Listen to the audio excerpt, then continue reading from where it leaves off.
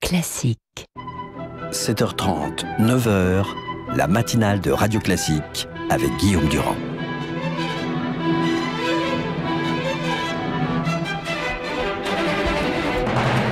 L'invité politique sur Radio Classique et LCI.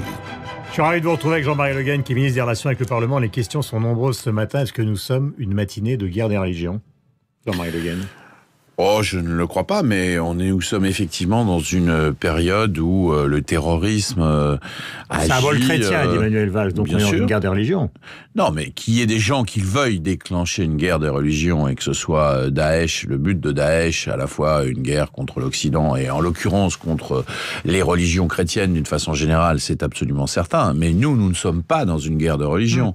Nous sommes dans une guerre parce qu'effectivement il y a des éléments qui sont de nature indiscutable de guerre, à la fois parce que on voit bien qu'il y a des territoires qui aujourd'hui sont contrôlés par Daesh, non seulement en Syrie et en Irak, mais aussi vraisemblablement il y a des poches qui commencent à être de cette obédience, si j'ose dire, en Libye. Et donc nous sommes effectivement en guerre avec ces gens-là, mais nous ne sommes pas dans une guerre des religions et certainement pas dans une guerre contre l'islam. Je veux dire, c'est une évidence que je veux rappeler ici.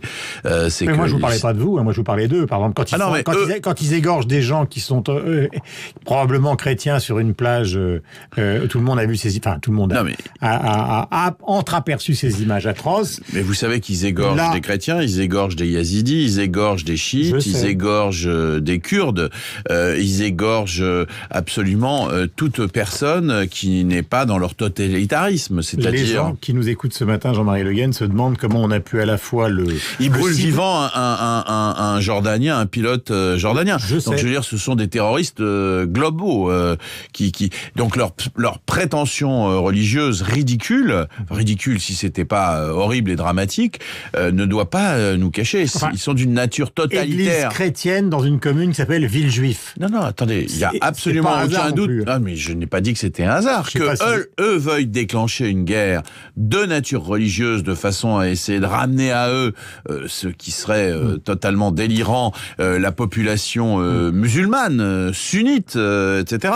Bon, sans doute que c'est leur objectif, mais ça n'a aucun fondement si ce n'est leur folie. J'ai plein de questions, donc on va les aborder les unes après les autres. Il y a quand même beaucoup de gens, Cazeneuve a dit hier soir sur TF1, il n'y a pas eu de faille, la DGSI a fait son travail, etc., etc. Mais les gens sont obligés de se demander ce matin, surtout ceux qui regardent la photo de cette jeune femme qui a été assassinée probablement par lui, comment se fait-il que ce type ait été en liberté ? Alors je sais bien qu'il y a... Mais comment quel est le motif qui aurait fait que cette personne aurait dû être mise en prison préalablement ?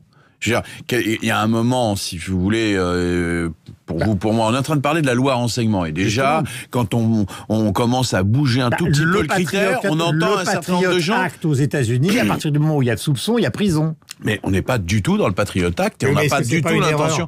Mais vous allez quoi ? Vous pensez qu'il faudrait mettre en prison toute personne qui tout d'un coup a fait quelque chose qui nous semble suspect ? Enfin, je veux dire, c'est une régression du droit. On tomberait dans le piège. En matière de terrorisme, mais je parle bien. Mais je parle. Oui, mais enfin, on commence comme ça, puis après, bon.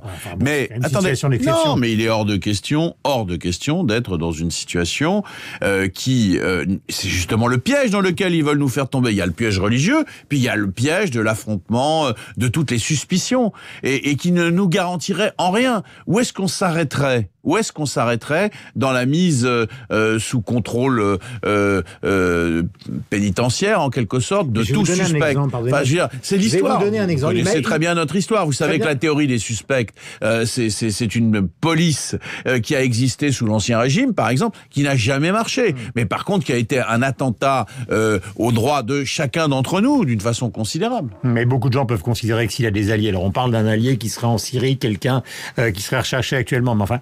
S'il a des alliés, évidemment, on ne pourra pas prouver ouvertement qu'ils étaient en train de préparer les attentats, mais les gens vont trouver quand même bizarre qu'on les auditionne, qu'on aura une analyse de leur ordinateur, puis qu'on finisse par les relâcher, parce qu'il n'y aura pas de preuve absolue. Mais comment ? Attendez, on ne va pas les relâcher, là ? De quoi vous parlez ?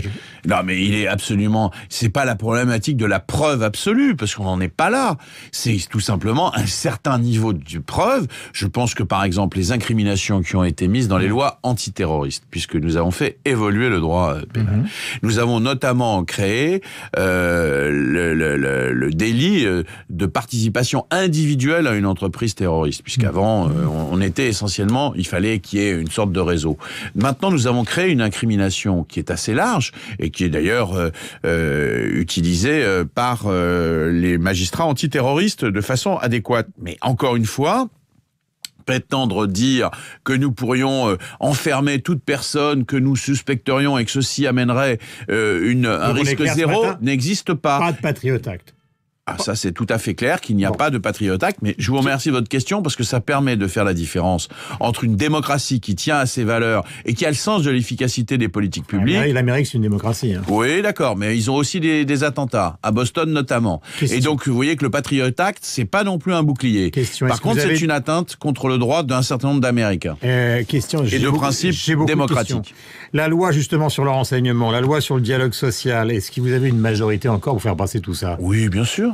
Absolument. Et tout le monde en doute. Mais ça fait. Mais vous doutez pour douter, Guillaume Durand. Non. Ça fait des mois et des années qu'on nous explique que. Mais il n'y aura pas de 49.3 sur la loi de modernisation sociale et il n'y aura pas de 49.3 sur la loi renseignement. Et comment on pourrait en être sûr? Mais parce que j'en ai la conviction. Mais la conviction, c'est pas une certitude. Ah ben la certitude, vous avez des certitudes, vous, dans la vie? Mais moi, je suis pas si vous me parlez, je suis scientifique, moi. Alors, les certitudes, c'est 100%. C'est pas 98%. Ouais. Voilà. Donc mais vous nous dites la certitude... matin que ces deux lois, ils ne nécessitent pas 49.3. Oui, je vous le dis. Mais vous viendrez me dire, mais alors, monsieur Le Guen, vous êtes trompé, là, si jamais je me suis trompé. Mais jusqu'à présent, on m'a pas rappelé pour me dire ça. Donc, je sais à peu près ce que je dis et je dis ce que je fais, ce qui est aussi une façon d'exister dans l'action politique. Et donc, pour cela, c'est clair, je vous dis, il y aura très facilement des majorités sur ces deux lois. Et la loi de modernisation sociale de François Rebsamen, c'est une loi de progrès social absolument remarquable. La droite vous tombe dessus, il n'y a rien sur le code du travail. La droite, pourquoi vous rigolez? Mais parce que la droite, elle est toujours dans le négatif. Même sur la loi renseignement, il a fallu que monsieur Devedjian, monsieur Lelouch, etc. viennent s'agiter. Il n'y a pas un sujet sur lequel le sectarisme plein de l'UMP, en général, se répande. Ils ont le droit d'avoir les critiques. Mais des critiques, c'est justifié. Mais quand on fait des procès d'intention et qu'on est dans le délire, justement, où on nous reproche, monsieur Lelouch, soi-disant conseiller en matière de sécurité de l'UMP, vient nous dire « Ah, mais cette loi renseignement, c'est une atteinte incroyable aux droits de l'homme ». Et vous-même, vous me posez aujourd'hui des questions tout à fait légitimes sur est-ce qu'il faudrait aller vers le Patriot Act, etc. Enfin, je veux dire, on a une opposition, et c'est un vrai problème démocratique. Il faut qu'elle soit un peu cohérente. Quand on a une position, quand par exemple on dit « On veut diminuer la dépense publique de 120 milliards d'euros », c'est-à-dire 2,5 fois ce que fait ce gouvernement. 150 milliards Fillon, 100 milliards Juppé. Voilà, oui, j'ai pris la moyenne. Vous avez raison. Et je vous en donne acte, et vous me donnez acte que j'avais pris la moyenne entre les deux. Bien, quand on est dans cette position-là, on vient pas pleurnicher parce qu'on n'a pas les dotations des collectivités territoriales, on se plaint après qu'on restreint les allocations familiales pour la partie des gens les plus riches, on vient se plaindre que la défense n'a pas assez d'argent, la sécurité et la justice est insuffisant, etc., etc., etc. Il y a un peu de cohérence dans la vie, il faudrait que l'opposition nous dise et assume la politique qui est la sienne. Alors, en matière de sécurité, c'était le cas de tous ces députés UMP qui se mettent à protester. En matière de dépenses publiques, c'est ceux qui réclament sans arrêt plus de dépenses publiques. Bref, un peu de cohérence pour l'opposition, ça fera pas de mal à la démocratie. Nous sommes républicains avant d'être gaullistes, libéraux, etc. Les socialistes, ils sont socialistes avant d'être républicains. Ce n'est pas exact. Ce n'est pas exact, justement. Et c'est pas vrai dans la politique que nous menons et ce n'est pas vrai dans l'histoire qui est la nôtre. Nous sommes au contraire issus du mouvement républicain. À la différence, j'allais dire, des racines de la droite, qui de ce point de vue ont été toujours très fractionnées entre une partie qui n'était pas républicaine et une autre qui l'était. Cela dit, moi je ne dénie pas du tout à une partie importante de la droite d'être au contraire républicain. C'est pourquoi d'ailleurs... Donc le fait qu'on passe de l'UMP au républicain, ça vous pose pas de problème politique? Si, parce que, comme l'a dit un des dirigeants de l'UMP, il y a une façon de dénaturer le concept de républicain que de se l'approprier à soi-même et de le refuser aux autres. Moi, je suis républicain. Les socialistes sont républicains. Mais nous ne daignons pas à la droite aussi, à une partie importante des gens de l'UMP, d'être républicains. Donc, se l'approprier, c'est le dénaturer. J'ai 3 petites questions. Il faut répondre très vite parce qu'il nous reste une 40, même pas 30 secondes. Alors, première question. Oui, il va falloir qu'on rembourse aux Russes, puisque François Hollande va voir Poutine, les avances sur Mistral? Écoutez, je n'en sais rien. Je ne sais pas où en est ce dossier qui appartient à la relation dans des domaines régaliens très précis entre le président de la République et la Russie, bien sûr. Deuxième question, est-ce que la dénomination, ou plutôt la désignation du président de France Télévisions ou de la présidente de France Télévisions, parce que maintenant on parle d'une candidate ce matin, c'est faite dans des conditions qui vous satisfont, qui vous paraissent satisfaisantes? Tout le monde dit que c'est totalement opaque. Oui, enfin c'est opaque à partir du moment où la délibération est secrète, elle n'est pas publique, elle est forcément opaque. Je trouve qu'il y a beaucoup trop de polémiques autour de...